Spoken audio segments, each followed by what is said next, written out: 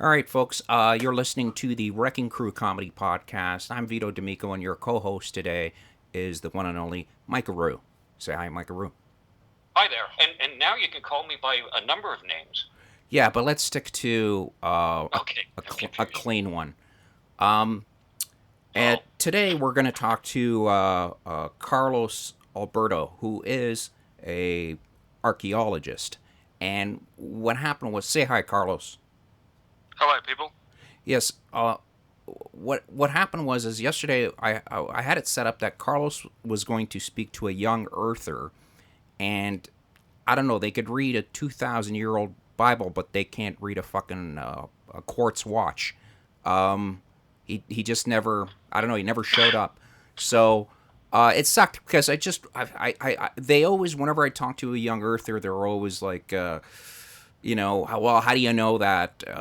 And I can never say, well, I have a degree or I have, any of the qualifications where Carlos has. And Carlos, the qualifications that Carlos has is he specializes in the end of the last glacial period before agriculture was invented, and thankfully speech. So in other words, we're talking when before men believed in gods or gods, right? Like you'd think that, right, Carlos? Actually, no. We've our cousins, the Neanderthals, have been probably um, worshipping nature close to 200,000, 300,000 years ago. So, Really? yeah. Explain that. Like, what do you mean? Like the same way the American Indians would, like the wind, the sky.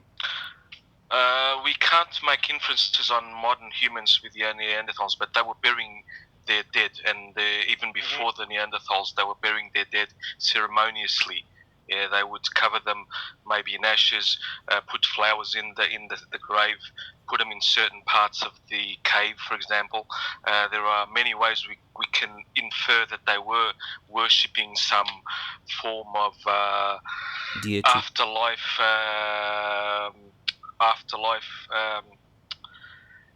Deity religion, of not some sort. religion, beliefs system. Yeah. So You know, they. Carl, it's just to clarify, because when you say Neanderthal, people think of the old reconstructions that they did that made them very primitive looking, and the modern take on the Neanderthals, if I understand it, they were stocky, they had adaptations for cold, but they were highly sophisticated, intelligent. In some cases, they had like 200 cc's better cranial capacity than we do.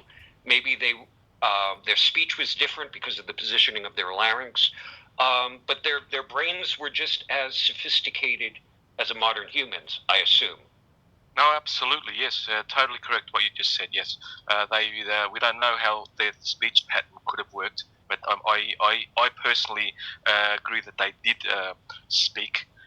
Even further back to our one of our common ancestor, which was Homo heidelbergensis, which came. Which developed from Homo erectus, which is our direct ancestor to both humanoids. Now is Yeah, it? so And is it true that this is what the only education that I get off of archaeology is off of TV and books, and mostly the Discovery Channel. And an archaeologist will say, well, a Neanderthal was incredibly strong person where they would like Arnold Schwarzenegger would be a wimp to this person, like just the strength that a Neanderthal would have, very physically fit, strong. Again, like, is that true that they would have to be a rugged, strong individual to survive, right? yes, they in fact they were very rugged. They were stocky. Their muscle mass was two times, or even three times more than our strongest humans. God, I wish I had that So on my. much so, yeah, that their legs and arms were bent under the actual muscles. You know how you bend a bow, the string. That's Right. how the bones of Neanderthals were. They were being dug up. So yes. so 2 to 3 times more muscle mass than a man, like an average man. Yes. Shit, man, that Absolutely. would be awesome. God. Well, you can imagine that. I mean, they after the migration out of Africa, where actually I'm trying to figure out where the modern humans migrated out of Africa. Did the Neanderthals precede that? Was it Homo habilis? Well, can't even say it. Heidelbergensis. Heidelbergensis, yeah. From Heidelberg. Right. We're Heidelberg in Germany. I'll just refer to him as that guy. Yeah. Yeah. Or just call him Heidelberg man. That's an easier way. Yeah. I'll tell you. I have a sequence here. Homo erectus was both Neanderthals and us, our direct ancestor. But there is an intermediate. This was 700,000 years ago, from Indonesia, Algeria, Spain, 858,000 years ago. From modern time, Peking man was 682, 780,000. Now, Heidelberg man averages between 600 to about 200. Let's see, where is he? 200 to 300,000 years ago. You better get that right. Yeah, I have it here.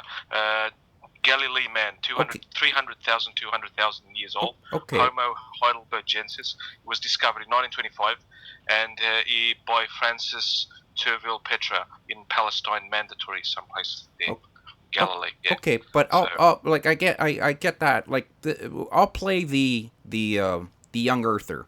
Okay. Now, okay, you're saying, you're throwing out these huge numbers. How do you know? Like, I could easily watch a TV show, and the numbers, they could pull those numbers out of their ass. It means nothing to me. How can you tell me that Homo sapien was around 10, 20,000 years ago? How do you know that that's in, how do you know that? First thing, we dig up the bones, okay, and not just bones. We can also have charcoal, for example. Later on, which I won't get into, but the main materials that I used to date humans before agriculture were bones and charcoal, because they are natural. They absorb naturally carbon-14, and it decays to carbon-12 and other materials. It's radiometric dating. Radiometric dating, yeah. And what is basically a radioactive clock. Okay, so how do they know, when you say radioactive clock, I don't understand what you mean by taking material like carbon and like a bone, an old bone. How would you find out how old that is? I mean, you're saying carbon dating. I'll pretend I don't know what that means. What is that? How do they do? What do they do to come up with a date? And how do they know that it could be totally wrong? A date can be, one bone could say 1 year. You take another bone, it could say another year. How can you be precise? Because what I've heard, and a lot of young Earth creationists will quote stuff from the 1920s, from the 1970s, when it wasn't that precise. Like, when I mean not that precise, we're talking thousands of years difference. And then sometimes, like, one guy will say, well, the planet is 14 billion years old. And then another person, said, no, it's really, 12 billion. And it's like, well, there's such a, the young earthers will sit there and say, well, there's such a huge, there's 2 billion years in between those two guys. How do we know which one is right? I mean, it's insane. How can we tell that the carbon that we take today, and I know that science is getting better and better and better, how can we tell what is the method they use by just to figure out the age of something? Well, it's easy.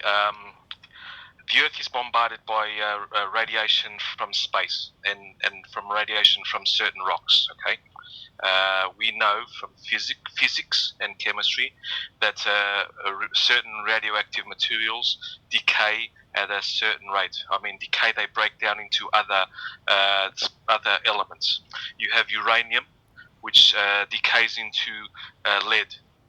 Okay, so a half-life is the method they use to know how the time it takes for 100% uranium to become 50% lead and 50% uranium. We know that from a date. I don't need to know that personally as an archaeologist because I have physicists and chemists to do that work for me. So, but I know the basics. I know that the decays at a certain rate. I'll use carbon-14. We absorb it because it's produced in the upper atmosphere. Carbon-14. It's produced by bombarding nitrogen with cosmic rays, and it turns into carbon-14. It's all over a place, and plants absorb it into their natural structure through photosynthesis, and that animals eat it. So we are constantly maintaining a certain balance between the carbon-14, which will decay into carbon-12 and another elements. We maintain that balance while we're living. Once we die, there is no more input of carbon-14, so we lose that. It begins to decay at a rate of more or less half-life 6,800 years. That's a round number. Right. Okay. It's been refined to an extent which can be much less than that. They can pick that almost that difference, that time, that clock, to very fine precision. Very fine precision. That's the word I was wanting to use. Okay. And the important thing is that this has led to the best Amazon review ever written, which is they sell a little can of uranium ore, and the review said, I purchased this product. What happened? Is he there? Half empty. Exactly. No, I lost you there for correct. a second. Say that again, Mykeru. I lost you there for a second. Oh no! Well, there was a review, the little can of uranium ore, and one of the top reviews said, "I purchased this product 4.47 billion years ago, and when I opened it today, it was half empty." Right. Right. Because you lost half of the half-life, exactly. Yeah. And so you might say, okay, once we dig up the bones or some charcoal that was burnt in a fire, for example.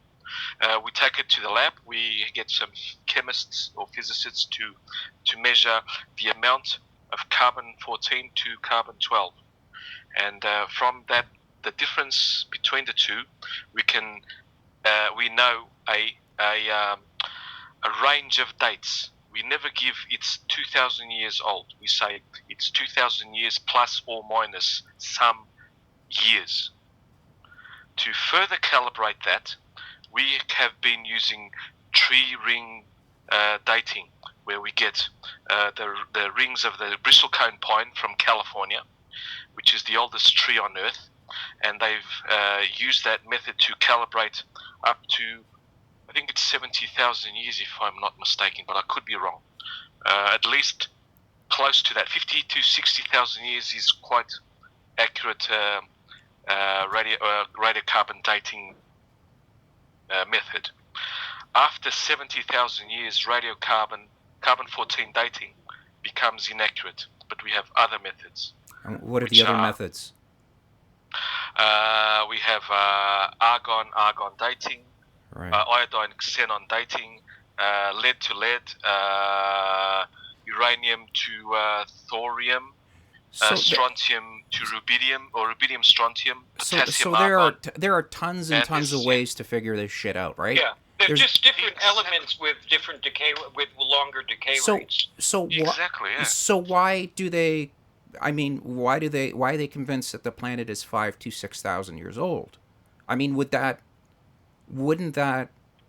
I mean, when I was a little kid going to the museum, I remember seeing a Tyrannosaurus Rex for the first time live instead of seeing it in a book, and I thought, fuck, whatever created that. I mean, what a sick mind. That is the most vicious looking creature ever, and people believe. I mean, I just saw Ken Ham on the news that I mean, he just got a fucking grant for the Ark. People believe that dinosaurs and man mingled. They hung out, and I thought, this is. I mean, you're talking about an animal, a T Rex that's just impossible. There's no way. I don't care if the Neanderthal man is on steroids. You have no chance against these types of creatures. Absolutely not. And I've spoken to you privately about that. The young Earth creationists can't handle big numbers, basically, and time, because you really need to imagine large numbers. I mean, look at them. I would use an argument to that guy, to Francis or Justin. I would ask him: is $6,000 a lot of money? Okay.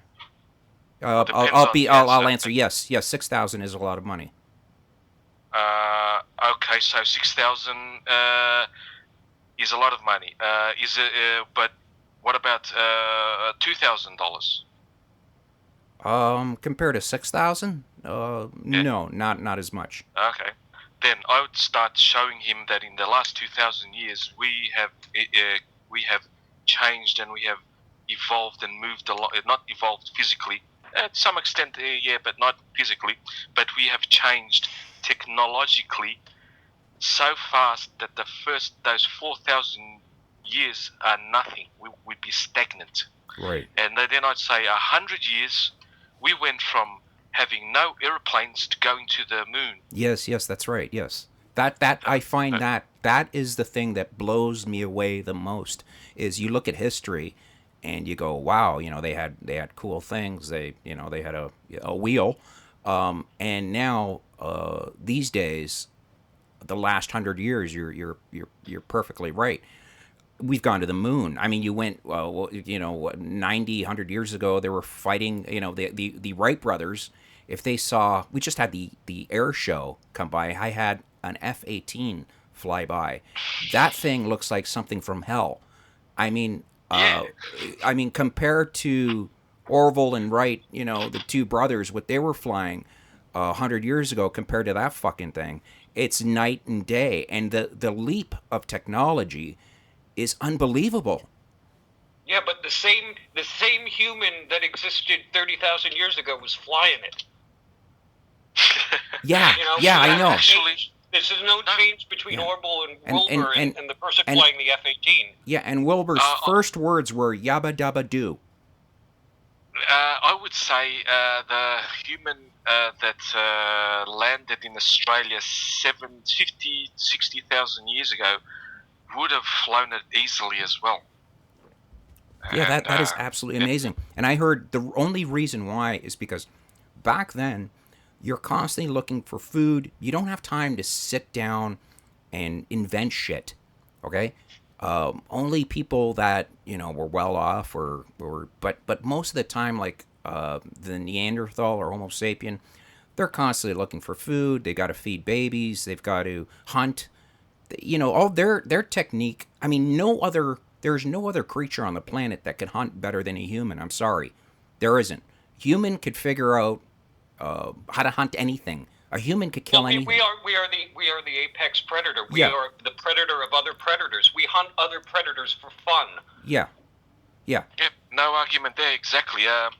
But I disagree with you that we did not have time.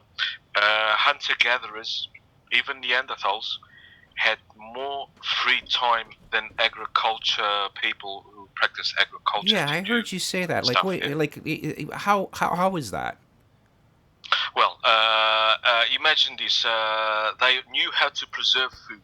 They knew how to dry it. That is a fact. Like jerky and stuff. That's exactly. Beef like jerky and that. Sun-dried.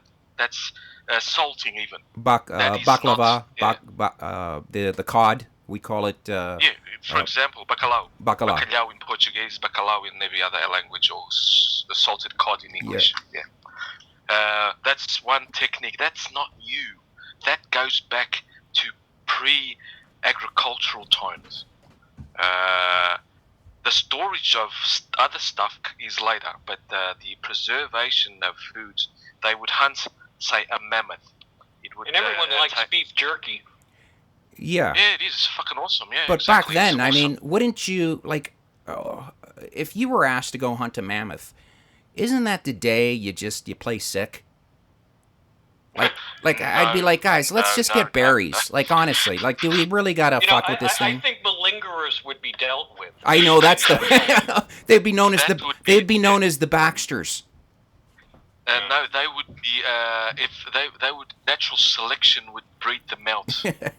I know they never get laid. You have little. Could you imagine seeing a little Jewish guy with glasses going, really, honestly, boys? I mean, there's fucking berries over here. Okay, they would throw him off a cliff. Yeah. But no, everyone would participate, even the women, especially, even the women. If you want to see a really true egalitarian society, it's hunter-gatherers. Yes. Not agriculture, because everyone pitches in.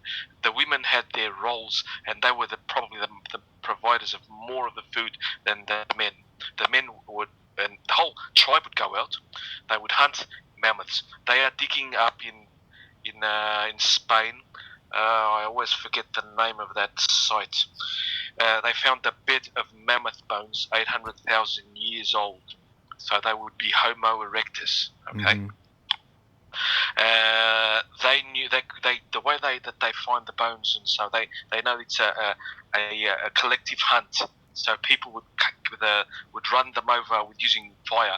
Homo erectus already had fire, so they would run them off a cliff. They would die, and then they would skin them. Get the skin.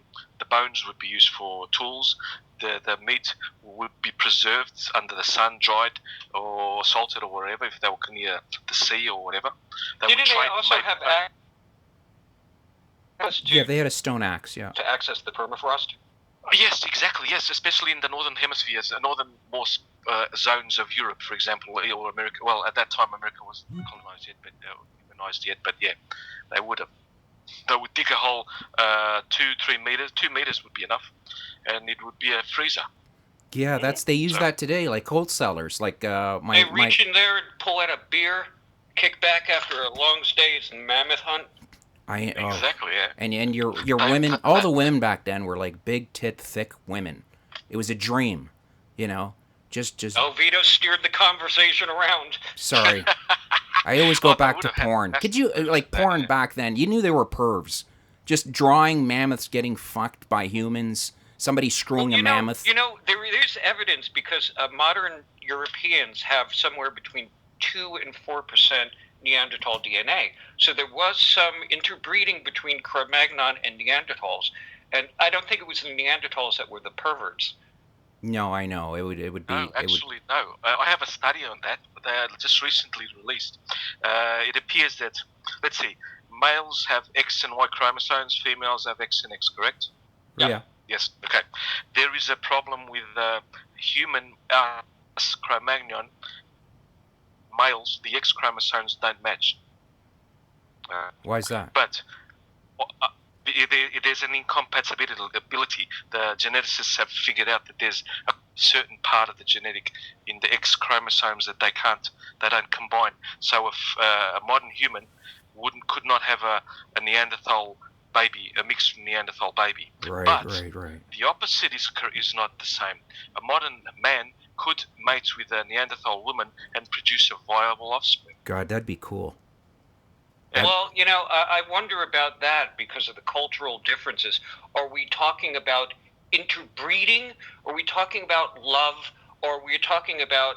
there's a book called The Invaders, which postulates that one of the reasons the Neanderthals were run out by the Cro-Magnons was because the modern humans had dogs to use in hunting. And I wonder that kind of interbreeding when you have an invasive species, which are the modern humans, the Cro-Magnons, if there's something a little more sinister going on than just interbreeding, if you know what I mean. Yeah. Well, they lived together in Europe for 4,500 years. Is there evidence? Is there evidence of them having interactions, trade? Oh, we don't know yet. Do you remember? Do you guys remember Quest for Fire? Yes, I saw that movie. Okay, so that Ron Perlman was in that. Yes, yeah. the one and only Ron Perlman. He if you watch the movie, it was like, was it not Homo erectus, or the girl was a different species from Ron Perlman's character, which was a Neanderthal, right? Supposedly, yeah, but it's a good film. But it's not. But it was showing that the two cultures. But it's not nearly as bad as Clan of the Cave Bear, which the entire plot of Clan of the Cave Bear is blonde girl teaches Neanderthals everything. That movie is the most. I hate that movie because I read all the books. Oh yeah, all of them. Hey, I have them all. You ever see that movie Iceman? Yes. Is that about is that about Ötzi or the no, maybe Hitman? I got the name wrong. It was a movie about they find a Neanderthal in the ice. Encino Man? Was that it? Encino Man with No, that was stupid. The one where they put like Brendan Fraser? No, not that one. It was one where they literally found a caveman in ice, and they couldn't believe they brought him back to life. But when they brought him back to life, they knew that he would freak out, so they put him in kind of like a fake, like he had cameras on him. He didn't it was like the Truman Show, but he was slowly. You're just making this up, aren't you? No. No, he's not. It's a true movie. I remember seeing a movie with that premise. Yeah. Yeah. I can't remember the title. Oh God, what was it? Iceman or something? I'll find it and I'll and it was literally a movie. I think it was Iceman. Yeah, it must have been, but it was a fantastic movie. But the guy comes to life, and he had a god back then, right? Like he believed in a god, the eagle or something. It was something that flew that he believed in. But yeah, it was just really cool as a kid watching that movie and thinking, these people, and that's when you question faith. You go, there was no Jesus back then. There was no Moses. There was no, what did they must have had something. It's that old saying, you gotta believe something. Animism, worship of nature, or we don't know because we've found things like the Venus of Willendorf and other carved figures that indicate that they may have had some sort of abstract deity. We're not sure. Venus was probably they think, but again, this is all interpretation. This was somehow a fertility. Right. Is it that god with all the tits? They're interpreting the Venus figurines. Is that found all over Europe? Yeah. Is it the one with the? By the way. Is it the one with the tits? Yeah, big tits, big bums, face, and so on. Yeah. See, I could get into that. That is a prominent vagina, big stomach, showing her pregnancy. Oh, I would totally go to church. That is awesome. Now, is it the proportions or the lack of the head that's turning you on? I don't care. I just love anything that jiggles. I don't. My logo is fuck 'em all, fat and tall. I don't care. I mean, women are beautiful. Period. Absolutely. So people are like, too skinny, too fat. Hey, buddy, be happy that it's got a vagina that hasn't been cut off. I mean, just be happy you're not getting fooled. Hey, wait! What do you mean getting fooled? What are you talking about? Remember, are you talking about some of the transsexual? Yeah, some of the. You could totally show? What happens. I was thinking about this the other night. Well, I've been thinking about this a lot. These days, we're getting to the point where guys could just go in and change, right? Like it's becoming before growing up, you never heard of, or if you did see a transsexual, it looked like a trucker in a skirt. You never, you never had good-looking female transgender. If you did, it was very, very, very rare. And these days, fuck, these people are. You could go in there and come out and look, half decent. It's just Yeah, well, amazing. it's not only the surgical techniques that'll change, the brow ridge and portions like that, but hormones. Yes, the I hormones. mean, Yes. they didn't have access to that, and hormones make a whole hell of a lot of difference. It's interesting to think how much of what we think of as our stock body is actually modified by the hormones that are introduced to us. Right. They are the chemistry that controls our body, the hormones. So yeah. Well, I completely fucked the whole conversation. So no. We'll get back on track. We'll get back on track here. So when they said that I didn't know that. I thought a small majority of them would pray to like the wind, or we don't know what we don't know. We no one can say, oh, we know what they worshipped. No, we don't know. It's like finding the skulls. I mean, you find a skull and you say, well, this skull is 200 cc's less than a modern human, so we're going to assume that there was that they were generally less intelligent. But it's also not a function of size; it's size to body weight ratio and complexity. And so when you just have that skull, you're making assumptions. With the Neanderthals, all we have are physical artifacts that they left behind that we have to interpret. Right. Now, we found things like sticks with marks on them that suggest that they were keeping track of the lunar periods. Yes, yes. The Mayans did that. That's not okay, but that's not archaeology. That's it can be history, can be archaeology, but that's more modern. I know it, but I'm not very excited about it. Well, no, do you ever think what would happen if our civilization, it was like, the life after people, our civilization, and someone finds some of our artifacts and has to interpret them. In fact, there was a book, I think it was David McCullough or something. It was a series of illustrations where they were interpreting modern artifacts from 1,000 years in the future and just getting them wrong. Yeah. Well, that's the thing. It's also that old saying of, was it Sam Harris that said, if you gave the Bible to somebody and come back 1,000 years later, and they're behaving like like Islam, extremists, something's really wrong with the religion. Like something's wrong with the book you gave them, right? Yep. So, like if you gave them a book of a nice book, peaceful book, and you come back and they're absolutely savages and killing each other, something's fucked up. So you would be absolutely flabbergasted at what has happened. How did this happen? You gave them a good book and they've just turned completely cuckoo. But if you give somebody a Quran 1,000 years ago and they behave the way they're doing now, you would not be surprised. Well, the Old Testament, yeah, but the New Testament, no. But we're sort of the Old Testament was incredibly violent, right? Mm-hmm. But most Christians don't really. I mean, Jewish people believe in the Old Testament, right? But they don't. They take it as stories, like of like they believe that there was a what's his name, David, that slayed Goliath, but they don't take the story, like they don't go out and practice what they kind of preach. Like they don't what's the word? They don't sit there and, like, if it says don't. They're not fundamental. Yes. Like they don't look at stories and sit there and say. Christianity actually had two significant events since it was founded. The first one was Jesus. He changed the Old Testament. Okay, he sort of cut out the.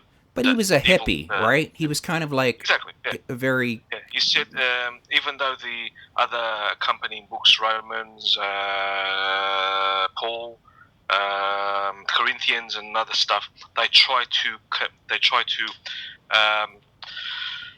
apologetics for and say, well, we shouldn't, but we should consider. That's those books.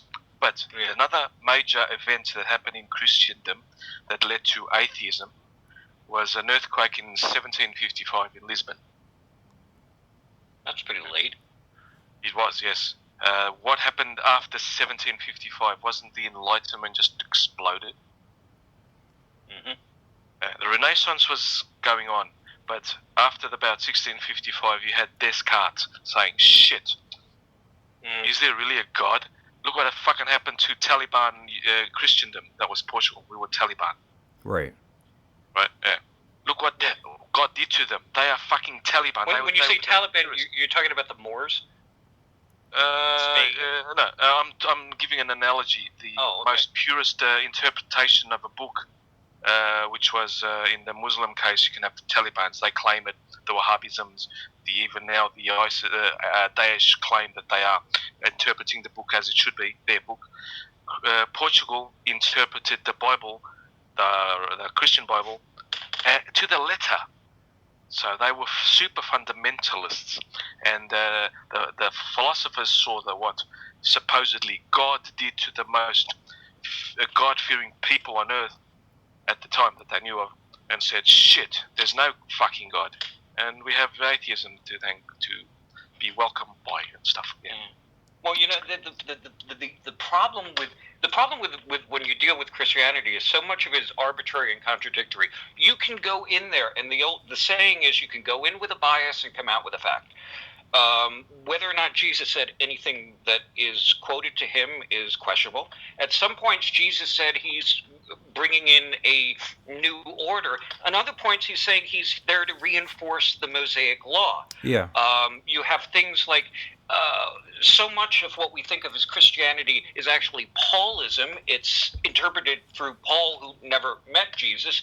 The Gospels were written anywhere from 40 to 120 years after Jesus' death. And then there weren't even 4 Gospels. The Council of Nicaea in 325 arbitrarily said there are four points of the compass. There are 4 winds. We're going to have 4 Gospels. But see, the thing is, when you get into the habit of doing that, where you can just go in and pick and choose, you start being able to pick and choose elsewhere. And what you were talking about earlier about young Earth creationists, when you give them something that is concrete, like radiocarbon dating or just radioisotope dating in general, this is something that's based upon a regular known process, and they would have to give special reason why they don't accept it. But they're so used to saying, I don't like that, I'm going to get rid of it. Well, doesn't it screw up that with everything else? Doesn't it screw up the whole? See, if you don't believe that, and this is what I don't get, and the Pope, was it the Pope said, no, that's impossible. The planet is not 10,000 years old or 6,000. The planet is 14 million years ago. Why do people, for some reason, have to say, if we say that the planet is 14 million years, we lose God? You know what I mean?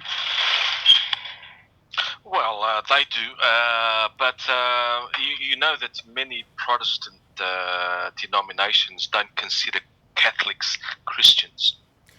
Yeah. I was raised a Catholic, so I know what a Catholic is. I was raised Roman Catholic enough so that my grandmother's head didn't explode. Yeah, exactly. I was lucky. My mum and dad didn't. I did the communion, and that's it. I pissed my pants at communion, and I got married in a church, and I go to church.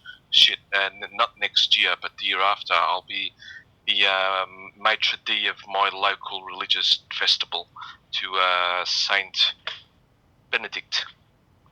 Fuck. Yeah. I remember my mother and father were married. My father is Roman Catholic. He's New York Italian. My mother is from Scotland. She's British, and so she's Protestant. Although it's like C of E, it's as close as agnostic as you can get. When they were married, they didn't allow my mother to be married at the altar, which is, it's kind of a slap in the face. It's sort of an insult. But then, just to show the shamelessness involved, when my sister, it was either my sister or myself, we were about 7 years old, and that's the age in Catholicism when you're supposed to be reasonable enough to do this. So they came sniffing around, the Catholics, saying, after telling my mother she couldn't be married at the altar, saying, well, now it's your job to instruct your children in the Catholic faith. And she told them to fuck off in only the kind of polite way that a nice Scottish lady could. Right. Your mum's was excellent. Yeah. I remember confession. Well, I remember being. They always made a big deal about. What was it? Was it First Communion? Getting dressed up or whatever. I was so nervous that the church was packed that I ended up pissing my pants, and luckily, I was wearing black. I remember taking a picture, and I still have the picture, and I'm looking at it, and nobody knows until I tell everybody that I literally pissed my pants because I was so scared of. Months before, I saw a priest. I mean, my nun at my school was known as fucking the penguin, Sister Mary of our most vicious blood. I mean, you were scared to when I went to school, they had the strap. You went to Catholic school? Yeah. Wow. I didn't. I went to public school. Well, when I got to grade 9, we were scared of the Catholic kids because in where I grew up in Babylon Village on Long Island, there was the Babylon High School, and right next to it was the Catholic school. And when the kids got out of there, the Catholic school, they were ready to kill something. Sure. We would hide from the Catholic kids when they let them out of school. It was the Inquisition. Yeah. My first communion, I remember it perfectly. My mum, we went to a Sunday church mass. My mum ushers me to the priest. He took me to the confessional. He sat me down. No, he didn't rape me, by the way. You're lucky. I thought that's where you were going. No. Does it bother you? Does that make you feel unattractive? It does, yeah. Kind of. Yeah. You feel left out. I know. What's wrong with me? Gee, wasn't I handsome enough or something? And he asked me, "Do you want to confess your sins?" And I stared looking at him and said, "Yes, Father, I have sinned. I've had bad thoughts." And I was thinking to myself while I was saying that, "Oh, fuck off, you stupid priest! I'm not gonna fall for your shenanigans. I don't know what the fuck I'm doing here, but I was just making shit up." Me too.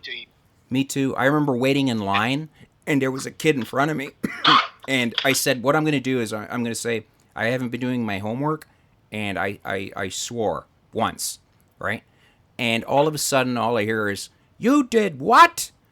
And the priest opens up the curtain, grabs the kid, and brings him up to the front where the giant Jesus is, throws him on the ground, and starts yelling at him to say fucking 50 Hail Marys, 40 Our Fathers, a couple of Judas Priest tunes. I mean, it was absolutely. I can imagine being a kid how devastating that must. Holy shit! I was Mykeru. I was terrified.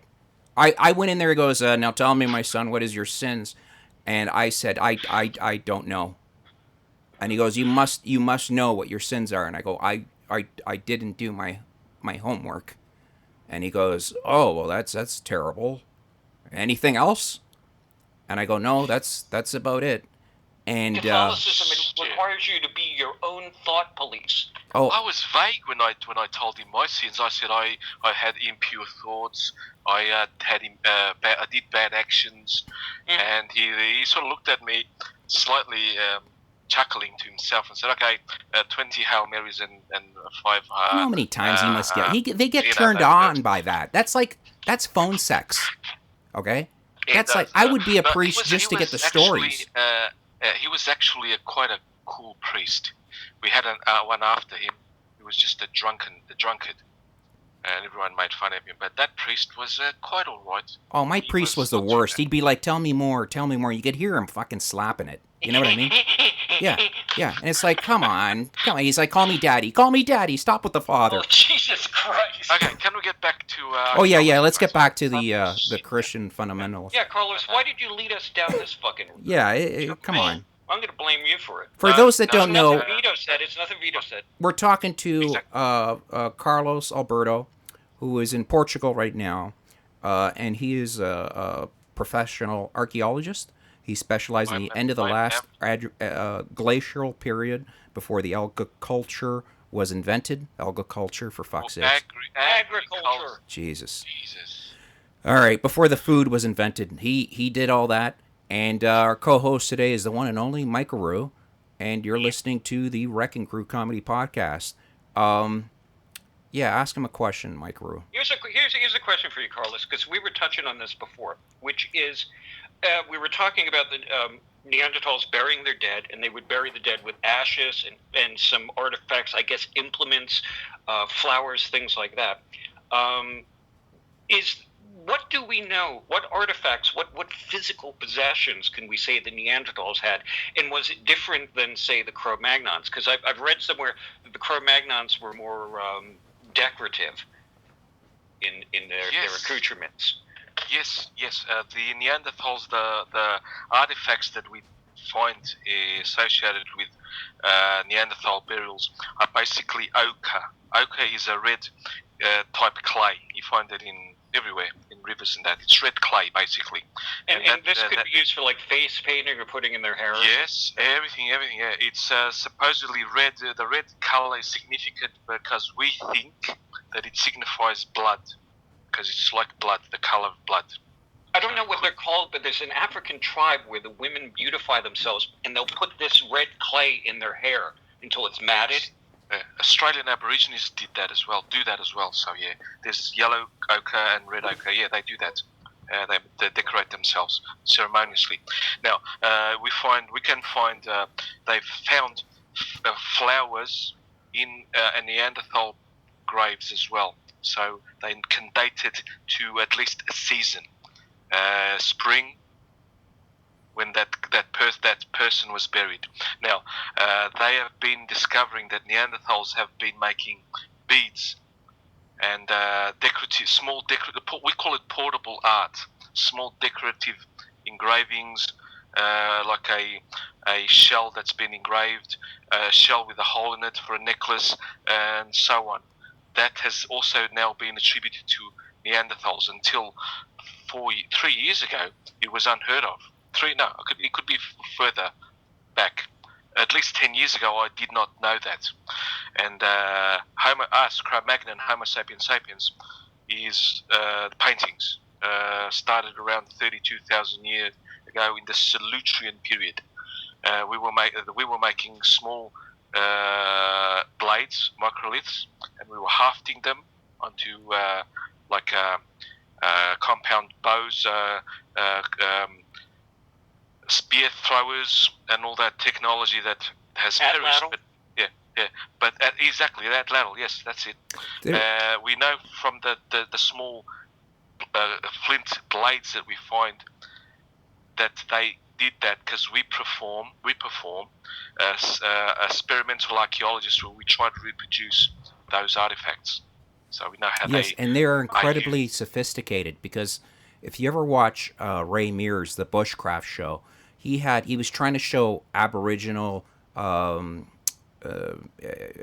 Europe, like England, thousands and thousands years ago, and he was showing how you think it's like the tools that man would use, the types of rocks he would use, and he would make an axe, a rock axe, or any of these things. You cannot just go out and do that. That takes years to figure out. I mean, I've hung around with guys that did flint napping as part of incredibly. Skills. And there was one guy, there were people at it, and I was watching this guy do it, and really, I couldn't quite grasp how he was doing it, because it's not just a procedure; it's sort of an intuitive art. Yes. But you figure that at that time, I mean, the craftsmanship that they were able to have, because there was a penalty for failure if you didn't have someone who knew how to do this. The Yes, penalty is you break the blade. yes, and you would starve to death. So you Yes. had to really figure out this how to do these sort of things, and So, well, Carlos, how do they figure out? I mean, when you think about replicating what primitive people did, the first thing that comes to mind is flint knapping. What kind of other things are you trying to replicate? The materials that they use to shaft the blades after you produce them onto, say, a spear. We know that they cut to mount them because of the shape of the actual blade or the arrow tip. How do you put that on a stick? You have to do certain things to the stick to prepare it so it wouldn't fall off. See, Split it, and that's put just a trial notch and in it. error. Yeah, notch, and with its trial and error, you try. Does it fit this way? No, let's try this way until you get it right. They knew because they were taught by their parents and etc. We've been making stone tools. I'll get you more or less the exact dates. About 1.8, 1.9 million years. Homo habilis. He produced the first stone tools, which was just a river pebble with 3 hits on it, which made a rough blade. And that is Oldowan technology, the Oldowan culture from Olduvai Gorge in Tanzania, or is it Kenya? I always mix the two up. But I think it's in Kenya, yeah. Tanzania or Kenya, Is that the one that Leakey was at? Yes. The elder. Yes. Leakey. Yes. They were trying to find because Australopithecus afarensis, Lucy, comes from more or less the same place. Let's see. The Afar tribe. Ethiopia. That's where Lucy was found, yeah. But she's not the oldest one of her species, though. yeah, they just The oldest one is 3.3 million years. No, 3.3 million years ago in Ethiopia as well. It's DIK1 from Salem, and it was excavated by Zezer Senay Alemseged. God, I butchered that name. Yeah, but the most exciting thing that they found in 2013 was the Naledi, Homo naledi, in South Africa. I have to go to South Africa one day. It's a hominid, that's us, our oldest ancestor. It has been undated still, but they reckon it's close to 8 million years ago. 8. Yes, older than 7 at least. That puts it, because Australopithecus afarensis dates back to about 4.5 million years ago. Now you're getting back, I've just blanked out on the 3.3 is Australopithecus afarensis, but you have before that. These are weird names. Right, and the Miocene apes that all of these come from is about 20 million years ago. So you've got something that's right in the middle between Australopithecus afarensis and the Miocene apes. No, you have one after the Miocene apes, in fact. No, I mean it's right in the middle of that period between the Miocene apes and Australopithecus afarensis. Because when we went back to, I'll tell you, the late Miocene, the hominids are Sahelanthropus chadensis. Yeah. You have they're basically ape-like ancestors. Yeah, but they are 7 million years old, the oldest one. We're talking about before them. Before the Miocene apes. Before the late Miocene apes, yes. From 5.3 to 7 million years old. And that's, physically, what are we talking about? Because the Australopithecines they've been compared to, they were about 4 feet tall. They were compared to their bodies like more or less modern humans with a chimpanzee-like head. No. You would the late Miocene before even Lucy would be very, very close to chimpanzees, not bonobos. They would be more like chimps type, except walking walking upright. Upright. Well, that's Now, what I mean. It was more or less the physiology was like having a chimp's head It's on a modern body. The pelvis, probably. Yeah. Well, at least allowing for dedicated bipedalism. Yes, they have still had longer arms than us, more or less, the proportions, and so on. But Denaldi, they found complete skeletons. That's Lucy's only what 40, maximum 40%. Yeah. These are almost complete, and not just one individual, but about a whole host of individuals in the same cave. They don't know how the fuck they got there. They think they even buried them. Really? 7 million years. Well, okay. So what these ancestors that we were talking about 7 million years ago? What was their physiology like compared to us or Australopithecines? They would be very similar to Australopithecines, walking upright chimpanzees, not bent over. They would be upright. They would walk on two legs naturally. They would run almost similar to us. Mm-hmm. Yeah, because the reason why we're able to walk in the bipedal fashion we have is not only the shape of the bones and the shape of the pelvis, but our knees are able to lock. Which, I wish I could send you a picture. I have it here of Homo Denaldi. And just gonna go off topic for one sec. Not you, Vito. No, sorry about that. It's just is it Christopher Hitchens that said, let's give them, let's say humans have been around 250,000 years, and okay, well let's just give them 100,000 years for sure. 100,000 years they've been around. So in 100,000 years, God sat around, did nothing, and then 3,000 years ago, 97,000 years have gone by. People die. Millions upon millions upon millions of people died.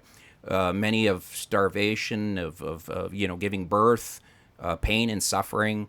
People, rarely ever made it to the age of 25 to 30 years old. They died. Their teeth would fall out. Horrible way to go. And all of a sudden, God. I don't know if their teeth fell out because when we look at the bones of people from the medieval period, they had pretty damn good teeth. It's with the introduction of refined sugars, right, that people's teeth started falling out. I might be misquoting Hitchens. It won't be the first time, but his point was being that 97,000 years gone by, God watches, and then all of a sudden he says, "Okay, now I got to do something." And poof, instead of going to China where they could read and do math, let's go to a desert where, illiterate people, let me show up here, and that's how, I'm going to be absent for 2 minutes, guys. I have to heal my dad's foot. I'll be right back. Okay. Sure. But do you ever hear that one, Mykeru? Well, you ever hear that saying? I've heard that, and the thing is, I just wish that Christians and Christian fundamentalists are overrepresented in this culture in fucking with science. But I just wish that religious people would fight it out amongst themselves. We could have it like an MMA thing where the Christians can fight the Jews, can fight the Islam, the Jainists, and the Buddhists, and all the forms of Buddhism, the Theravada, the Mahayana, the Amida Buddhists. And finally, we can have a champion that can come and then say to science, "What do you know?" Yeah, they'll always fight dirty, or they'll always... it's never... I mean, I just watched this thing on the news where Kent Ham wanted millions and millions of dollars for this ark. Where is it being built? Out in, I don't know, fucking Biloxi, I don't know. I'm just amazed. Why would anyone go? Like, I don't get that. Like, why? Like, do you? It's like, oh, and people have to sign that you can't be a homosexual if you work there. You can't. Yeah. You can't. You have to believe the planet's 6,000 years old. All this shit. No, no. What it means is you can't admittedly be a homosexual. You end up like Ted Haggard, who you're doing things, or Right. my theory is that a lot of these people are against gay marriage because they think it's cutting down on their chances of getting a blowjob in a men's restroom in an airport. Yeah, most people that do that are mostly yeah, the people that want that. It's always something like, especially that Ted Haggard guy. You just, yeah, it was kind of disturbing when. But Oh, he was disturbing. If you saw the film Jesus Camp, he was like in your face and everything, and you just looked at him. And I'm not saying you looked at him and said that man is extremely gay. You just looked at him and you knew that there was just something off about oh yeah, this guy. sure. I mean, There's that's just something wrong with him, especially when Richard Dawkins did an interview with him, yes, and it was completely civil. And they concluded, and Dawkins is leaving, and then Haggard comes out and says, "You called my children apes," or something like that. Yeah, I remember that. And it was only after the fact you think to yourself, that meth explains a lot. Yeah, and he totally. I know what you mean. I mean, I'm not trying to be a homophobic, but how many times you see a guy walk down the street and you go, he's gay. You look at your buddy and go, he's gay. No. And it's just But when I said there was something off about him, I wasn't referring to him being gay. no. There's that meth thing, that paranoia. Nuts. Yeah. No, I know there's that meth kind of paranoia, weirdo, fucking, where you know something's not all there. Yeah. You see, but the thing is with Ham building the ark and everything. The thing that appeals to people is that, first of all, it's very simple. It's a simple, unifying explanation for everything. You learn the rules, and then you also have the benefit of thinking that, you are the elect. You are the people that are in on the secret. And I've had this conversation otherwise, which is that you think, or the religious people project themselves as being sort of agape and, giving love out. But really, when you start parsing it down, what you got is a bunch of people selfishly working on their own individual salvation plan. Right. Thinking, it's sort of like there's a ladder to heaven, and they're trying to kick everyone else off to get up it. Right. Yeah, and it's like either it's like I talked to this one guy about it, and it was really weird. It was kind of like our he was like a I don't know, he was just what scares me is when people think they've got it right and everybody else has got it wrong. And that's what freaks me out. I just think, how the fuck can you're an idiot. How do you think you've got it right and everyone else has got it wrong? And it's just that I find, I don't know, like I just find something evil about that. It has been said about religions, which is it is impossible for all religions to be right because they contradict each other. Yeah. But it's more than possible for all of them to be wrong. Carlos, when you deal with a religious person who's injecting them, and if you want to deal with a young Earth creationist just for shits and giggles, I'm all for that. But have you ever had one of these people contribute something that was actually useful? No, absolutely not. No. Yeah, and that's sad. It's basically impossible for them because science actually has a method. It's called the scientific method, and it's very, very strict. Mm-hmm. And it imposes humility on you. Absolutely. It's the basic principle. It's unfalsifiable facts. If you can, I'll give you an example of what a falsifiable fact. Yeah. In the Popperian sense of it, something being non-falsifiable, a self-sealing thing, is bad. Yes. Science has to be falsifiable. It has to be constructed in such a way that you put something forward and say, these are the conditions under which it would not be true. The example is this. You have, everyone knows the theory of gravity, and that's where it gets people, which everyone normally uses to contradict those idiots. Evolution is only a theory, and you just say, yeah, but so is gravity. Can you try and disprove it by jumping off a building? They say shut up. Now, to an unfalsifiable evidence is this: you have the theory of you're doing it starts off with a question. You ask a question. Okay, did did the Romans build this wall? That's a question, valid question. Then you go to the library and see if there's anyone's done that question before. That's what you have to do, because you don't need to copy. Right. You will, even if someone's done that before, you add to him. You take it on a different angle. Well, don't you think they're closing off the science? Like, don't you think that they're just closing their ears and minds, their eyes to what science is saying? They are, exactly. You know, Vito, what they are is recalcitrant in the face of facts. And there's actually, a term for this in informal fallacies, which is argumentum ad. I won't do the Latin. Argument from ignorance. It is the position that this must not be true because I can't comprehend it. Yeah. And when you're dealing with things like in evolution, where you have, well, first of all, you have to allow for something. When you're dealing with evolution or with cosmology or cosmogony, you're dealing with time frames that humans really cannot comprehend. You have to have some sort of scientific notation to even, get a handle on it. So you're dealing with but their position is because I cannot comprehend it, it must not be true. Yeah, and I think that is the most.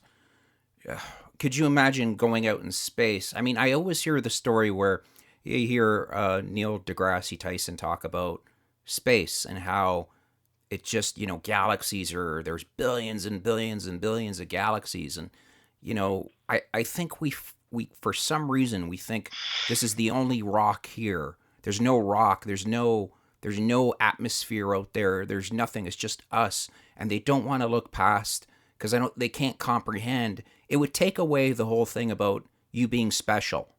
Right, exactly.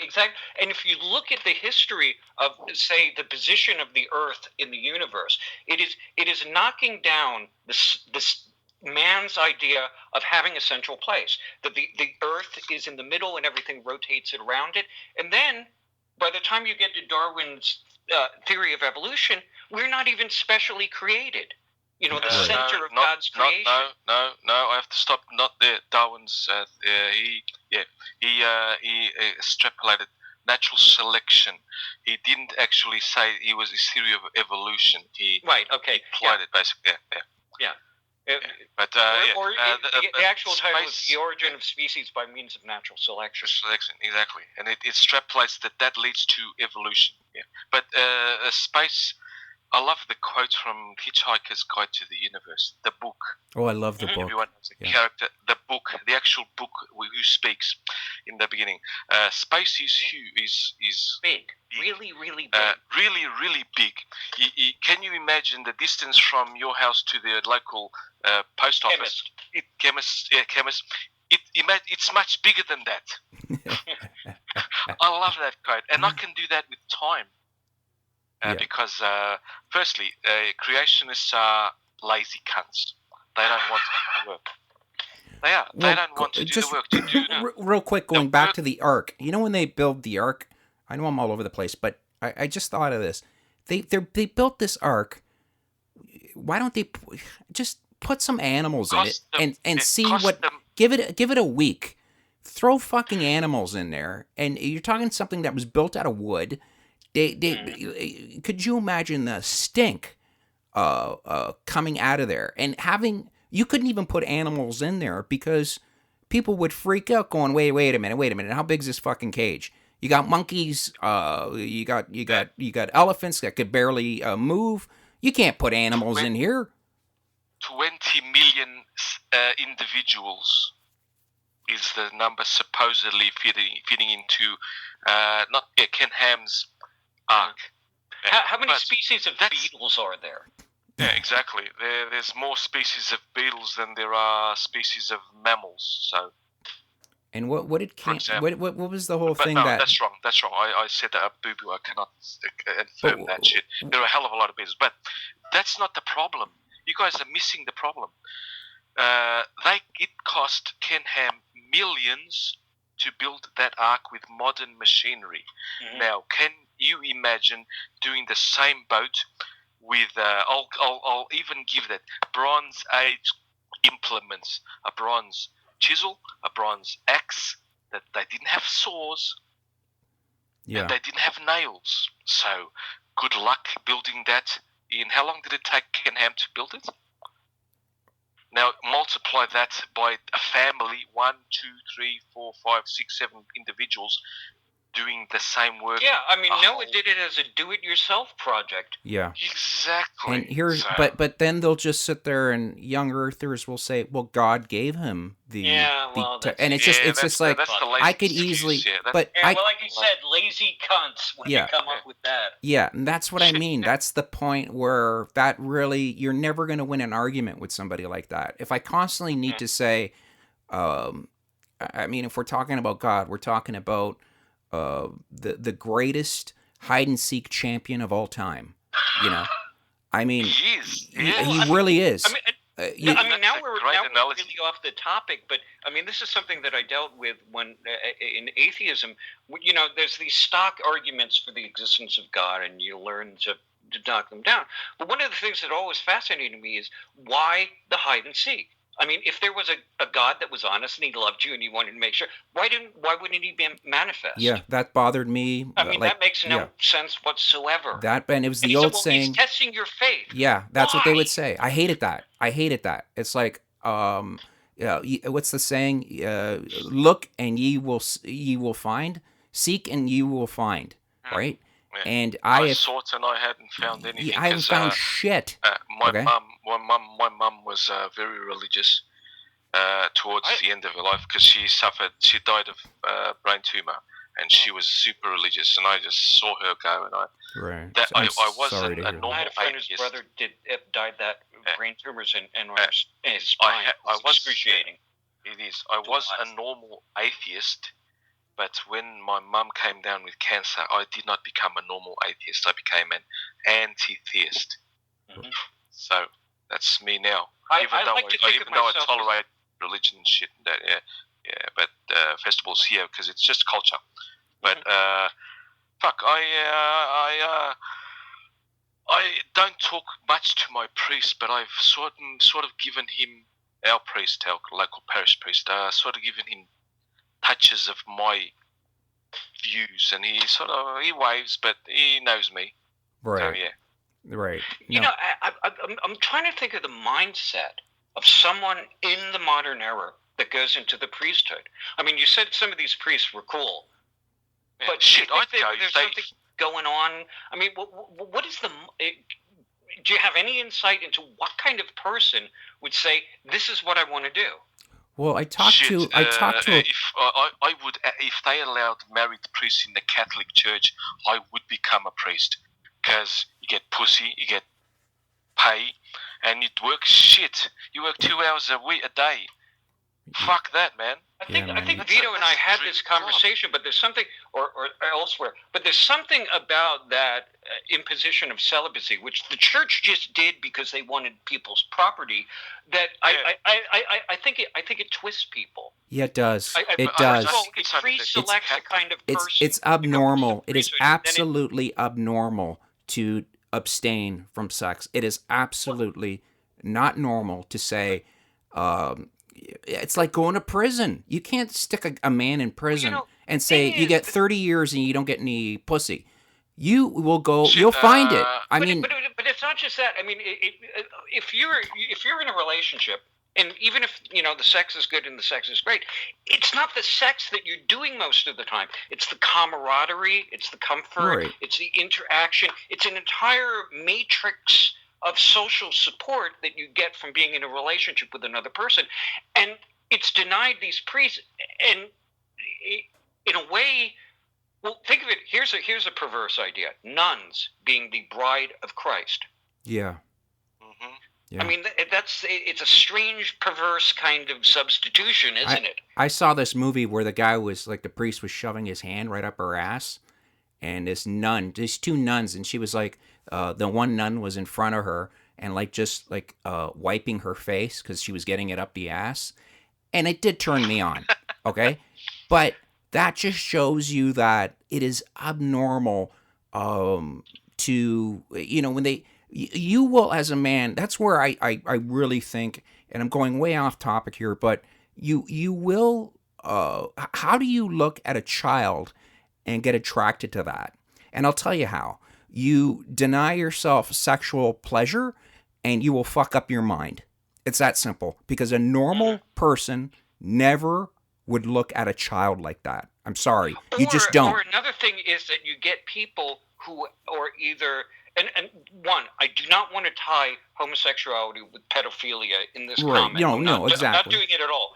But what you find is a lot of priests are pedophiles or gay, and what you have are you're pre-selecting people that for some reason they are ashamed of their sexuality, or in the case of pedophiles, their sexuality is actually illegal. And this sort of funnels, it is not being gay that funnels them into the priesthood. It is being in denial. But Mykeru, look at how, if you were a pedophile and you were you would feed off of kids, the Catholic Church is perfect job for you, right? Yeah, as a priest, well, look at Jerry Sandusky. I mean, he had this. He had this organization for kids that he used his personal dating service. So I mean, it's not just the priesthood. Does it? There was that famous who was the English guy? He passed away, and people thought he was so Savile. That's it. Oh yeah, Jimmy Savile. I just saw a documentary about him. Holy shit! What he got away with. What he got away with was, and it's just a crime, a fucking crime. That he died too early, I mean, absolutely. But he is just an individual, and Sandusky is just an individual. But what has come out of the Catholic Church with these scandals about child molestation and child abuse, you don't think this has just started happening in the last 30, 40 years, do you? I mean, I wonder how long. Because you got to remember the Pope. One of the original popes everybody knew he had affairs. Everybody knew he had kids from another family. There were Borgias that were popes. Yeah, the Borgians and the Medicis. Yeah, so that would be there. It's just to me, I just find it a laugh. You give me a break. You're alone with a chick.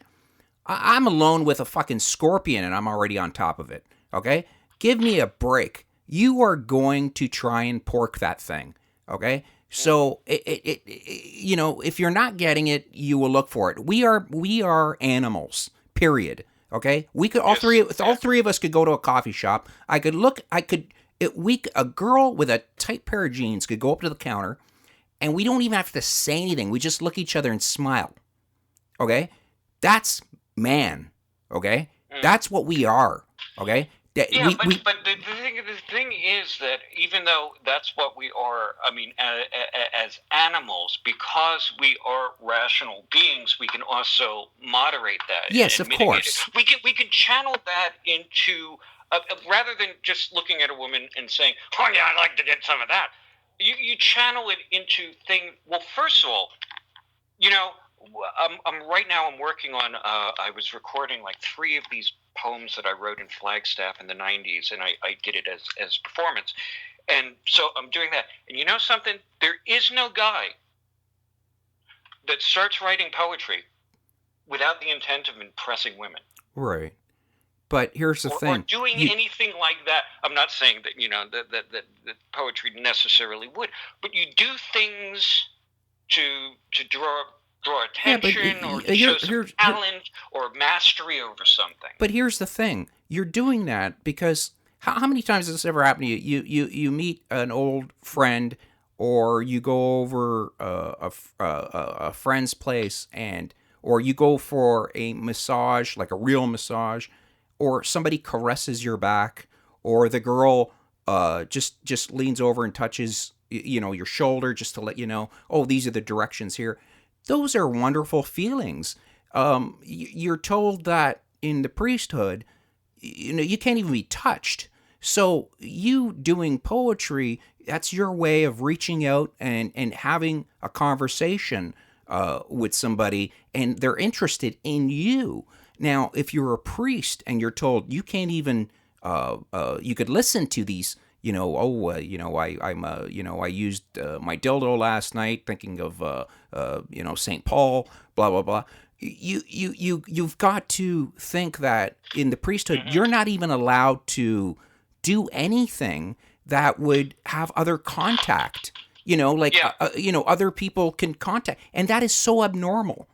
Do you notice something? Do you notice something though about religion, which is the fixation is on something that is very basic to a primal urge, which is sex. They don't focus. They don't focus on did you cheat on your taxes? They're worried about you jerking off. Yeah, that is a form mess. Of control. Yeah, that to me, because it's something that everyone falls into, and even worse with Catholicism is the idea that intent is the same as committing the act. Well, here's the thing. It's policing the thought. Yeah. Yeah. Well, here's the thought. The thought is when before you ejaculate, you're as happy as pig shit. Once you're done ejaculating, you're like, it's like, oh, when if you're a Catholic or whatever, if you were told that was bad and you're done ejaculating, you're like, oh shit, I did something bad, and you start fucking with your own mind. And your mind says, oh, it's time to jerk off, and then there's the other part of your mind saying, no, you can't. You can't. It's bad. But even if you're not jerking off, even if your partner, even if you're married or something, first of all, they're not going to let you use birth control because sex is for procreation, not recreation. And then they police even that, where the only thing that you're allowed is a quick and dutiful hump in the missionary position for the purposes of procreation only. Yeah. The Zika virus has done wonders to the Catholic Church's position on preservatives. You think? Yes, they are starting to reconsider their action because they don't want small-headed people. Really physically small-headed. About fucking time. The AIDS epidemic didn't do it for them, but now that it's Zika, the whole and same thing goes. I'm not just trying to pick on Catholics here. You've got Muslims, the same shit. They tell you, you got to do certain things in a certain way. To me, it's all about control. That's only for the female, though. In Islam, it's only for the female. The males can fucking do whatever the fuck they want. Yeah, that's the only reason I would join that. Okay. No, I will not join that. No, I know. I'm just fucking around. Who's the one that you could have 15 wives? Islam and Mormonism. Mormonism. You're talking about rogue Mormons now. I don't know. The ones where you watch the TV and the guy's got like 5 wives. Yeah, those are outlier Mormons. Okay, well then those he's got the perfect plan. But I would tell the wife, just at least one of them, like, I know we're married, but just lose a bit of weight. Fuck, come on. No, it's wrong. It's just wrong because I've been married. I've had a wife. Why would you want more than one? Because I know that. I know. I agree with you, but I get what he's doing. He's a little pervert. That's all it is. Don't tell me it's love. It's to share the love. It's to get laid. Like that is about sex. It's control because he can play them off each other. Listen, if you come home and you got 5 wives, there is no way you could get fuck all done. So he has the perfect plan. Goes to one house, can't mow the lawn. Can you do it for me, sweetie? Thank you. I'll see you next Friday. Go to the next house. I told you I'll paint the room. I don't have the time. Can you do that for me? I've watched the show. The man's a genius. You sit there and go, I get it. Try and do that now. Your wife is like, have you not put the driveway together? No. Well, what's your excuse? I'm just lazy. It's the perfect plan. So that to me, I don't get how he hasn't been arrested yet. Because I know that polygamy in the United States is officially against the law. Mm-hmm. Yeah. So I think what he does is it's kind of fun watching that no one thinks, okay. Look, that's weird though. That's strange though, because why would polygamy be illegal? Unless it's some sort of religious objection, that is to say, our religion doesn't like your religion. Because if people are entering into that contract willingly, consensually, who's to say? Yeah, true. Like if you want, like I've I've talked to a Mormon girl, and she said that's just the way they were brought up. They never, like I said, doesn't that make you jealous? And she was like, no. I mean, that was just normal. Her dad was a polygamist, and she just said, that was just a normal. We never even thought of, hot sex or anything like that. It was just normal. And I'm thinking, holy shit, like that would bug me. I would, if I was a girl, that'd bug the shit out of me. If I was a boy, I'd be like, this is the best. Oh, this is gold. I worried why no feminists have gone up in arms to ban that show as well. Because what happens is these girls, if you watch these girls, they have some mental thing where they like the guy, but it's some weird thing that he's not going to take off. He promises to stay with them. He's always going to be there. Like, it's some weird thing. No, there's something to that, because I've noticed something, and this is sick and perverse. When I was married and I wore a wedding ring, women were far more receptive to me. I don't know if it's because they thought I was safe or they thought someone else wanted him. He must be a known commodity. That's true. I take a dog to the park. As soon as I got divorced, the ring came off. It was like, you're single? Why? Bit of both, it's a different dynamic. Actually, Mykeru. It's a bit of both, actually, Mykeru. Probably. The forbidden fruit is the most tempting, and this guy is trustworthy because he married a woman. And there's some women that just like to poach what other women have. Yeah, that's true. That is very true. I remember, just going out to the bar or wherever, and immediately, if they saw the ring, they would want to have a conversation about what you're doing later on, or here's my number, or here's this, or and it's just like, I gotta get home, and they're like, oh, and it's just like, oh god, where were you when I didn't have any vagina to go home to? Shit, I immigrated to the wrong country. In Australia, it wasn't like that, and in Portugal, if they see the ring, they run. His guy did no, he's married. Fuck him. You gotta go. The Canadians are sick and perverse. Yeah, they are. I mean, the Canadians do things that even the Germans find distasteful. Yeah. Well, I don't know about that. I look up to the Germans. No, don't tell me anything about that. I look up to the German porn. They are like, maybe the United States invented it, but as usual, the Germans perfected it, just like the car. Fucking amazing porn, absolutely insane. Shit, their porn is basically pissing afterwards. Shit. Vito. Now I got to tell you, I was in an adult store here in. I thought you were going to say adult movie. There's only one of them, because I went in there. I was doing research, as we all do, and I was looking for in my videos. I had this character, creepy bitter girl, who had a dildo on her desk. I saw that. I love that. We called it Raoul, and eventually Raoul had enough, and he packed up. And there's a picture of him with his thumb out hitchhiking with a little hobo pack. And I wanted to find the dildo that was like that, so I can rip the arms off a GI Joe doll and make a little Raoul in there.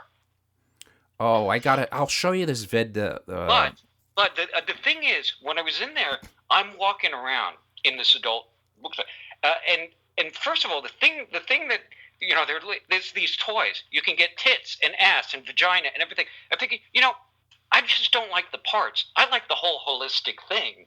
And then I'm looking at the adult films that they have, and I was actually looking for some of the people that guested on the podcast, like Seika and things like that. Beautiful. But I couldn't find any of the transsexual ones, because on the box they're all on a first name basis, so right. I didn't know who the hell they were. But it was fascinating to me the way that sex is balkanized in parts. You've got ass, you've got tits, you've got this, you got big black cocks, you've got old, the foot young fetish stuff, and it's just it's messed. Like, think about when I was growing up, going to an adult store. I remember the first time there would be like some angry, bitter, fat dude behind a desk that wouldn't look at you, and you walk around with a bunch of fucking weirdos, and you would quickly grab a movie and get out of there, right? So now it's couples. Now, yes, you go in there and hi Vito, how you doing? Did you bring back Gangbang Granny? I mean, Family it's friendly. unbelievable. Yeah, it is. And you could sit there and if you're looking for a dildo or anything like that, a girl will come up to you and go, listen, I'll tell you right. It's just a beautiful chick will sit there and go, listen, this is the perfect toy. This will drive a woman crazy. I use this one over here, and it's like night and day from 20 years ago. You know, it's like if you tried to go there and get a job looking like the dude from 20 years ago, you are not allowed in the store. Okay. I was in there, and there was a woman. There was a woman there, and of course, for some reason, this happens to me. We start talking, and then she starts telling me her problems, which involved. Wait a minute. She was This is great. This is no, awesome. no, Did you no. score? It happened to me a lot. This was actually unfortunate. Oh, She has a long-term girlfriend, but they let each other go out with guys. And I was thinking, well, that would make me kind of jealous. But she went out with a guy on a casual counter. He was apparently Muslim. It was Ramadan. She didn't think he was going to be able to do anything. He took her straight to the hotel and raped her. oh. So, but before that, Carlos, this happens for some reason. I don't know what it is. I'm like the priest without the confessional box, and people will start talking to me about this. But before then, I'm looking for Raul, and I realized that what he was saying. I'm walking around this adult bookstore saying, that kind of looks like the image that I use in the animation, but the glance is a little different. And to this woman who's standing right next to me, and yeah. It's not shameful anymore. That is just a horrible story. I remember going to the store and there was an older woman. And she's supposed to get in touch with me too, and I haven't heard from her. So I had an older woman that just looked like a school teacher, like an old school teacher, and I'm walking around and we're looking at pretty much the same movie, and she goes, like we just start talking a little bit. And then she's like, would you mind just coming back to the house? And I'm like, and she wasn't a looker or anything like that. And I was like, okay. And it was great, it's just, I mean, it's a place to, now it's just, remember it used to be like the black, the lights, you couldn't see anything, and it was just like, like nobody would show up there. Now it's like a fucking discotheque, It's just like, this is what we got, this is what's going on, blah blah blah. Yeah. So folks, listen, we've been talking to Carlos Alberto all the way from Portugal. He is an archaeologist, and we're talking about the how porn and the and tell us church. About that Portuguese porn, Carlos. Yeah, and absolutely enjoyable conversation. And the co-host today, of course, is the very funny Mykeru. Carlos, what do you got? Anything that people could find you on Twitter or anything? Oh yeah, my Twitter is Castrejo67. You follow me, so both of you. I follow both of you. At least on Twitter. I gotta follow you back if I don't.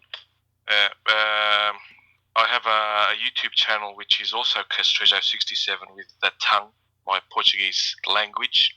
That tongue represents Portuguese language, even though I'm more culturally British than English than Portuguese, but that's another for another time. Well, I'll put up the link. And somewhere the Rolling Stones ends up in there. Yeah, because Rolling Stones love to come to do concerts in Portugal. Wow. Well, we're just the best. I'm being a bit exaggerated. We are awesome crowd. We love real good music, and we treat if they play well, we treat them well. If they play shit, we throw stuff at them. That's true. So yeah. That's what else true. does Portugal have going for it? We're such a shitty. Too long of a pause. We're moving on. Sorry, Margaret. We're such a shitty country that Muslims don't want to come here. Really? Wow. Exactly. Yeah. See, As long as you said for shitting where you sleep, I mean, at least no one wants to take your stuff. Well, didn't the Spanish kick them out of Spain, right? And we then did that first. the Portuguese did that first?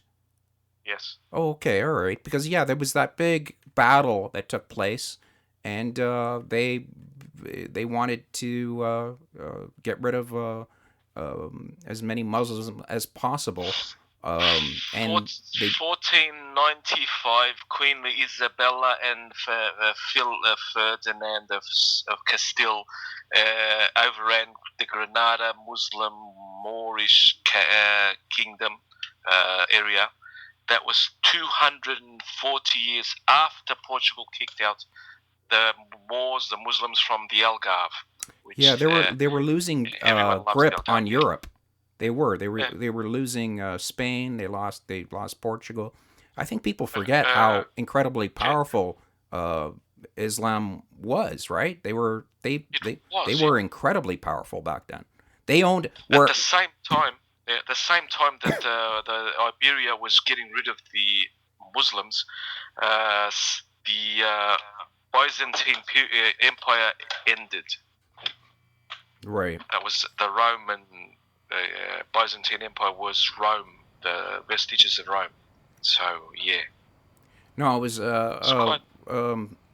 one of my favorite movies is 300. But if same here. But watch if you ever get the chance. There's that is kind of embellished, but watch it. It's kind of amazing.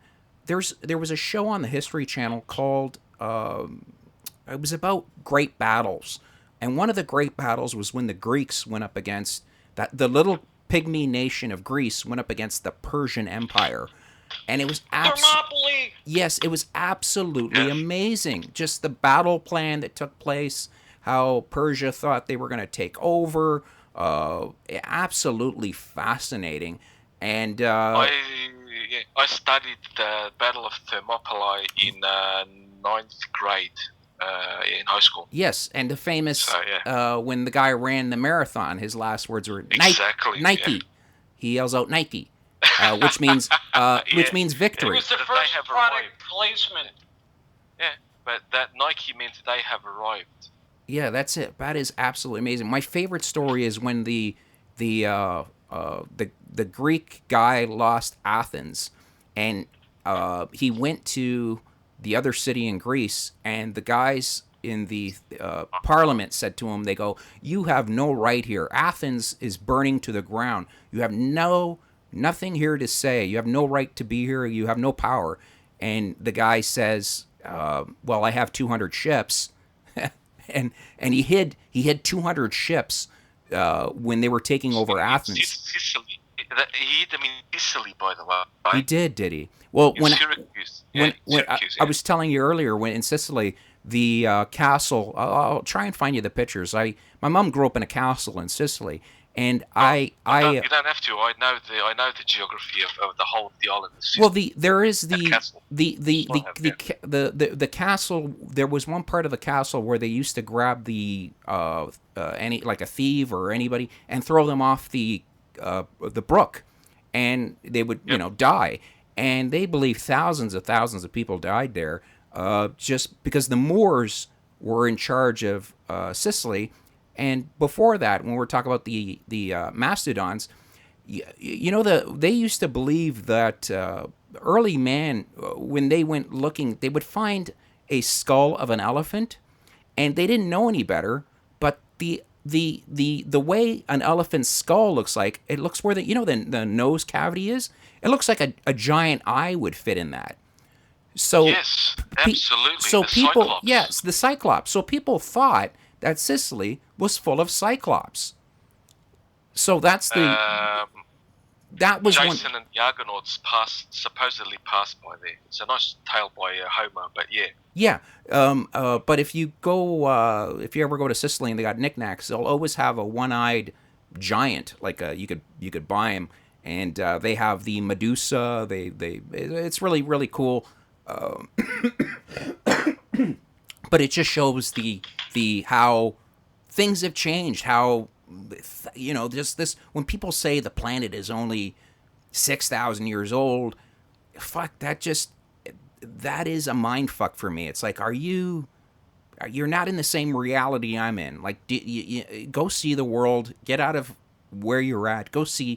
I remember being in Europe just thinking, holy shit, there are such beautiful buildings that were built thousands of years ago. The Acropolis, holy shit, it's beautiful.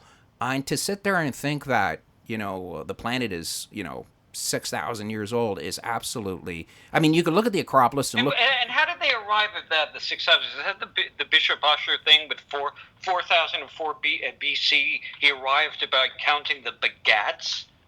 Yeah, I don't know. Exactly. That doesn't sound particularly scientific. The begats.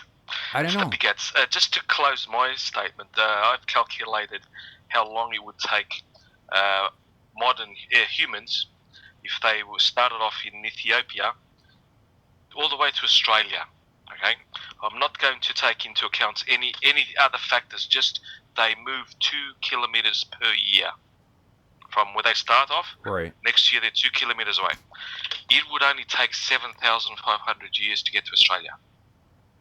Wow. And that's going to Arabia, going down the coast of India, up again into Burma, Myanmar, the Southeastern Asian countries, Indonesia, crossing the Timor Sea, and into Australia. 7,500 And years. you did the calculations? Is nothing. You did It's easy.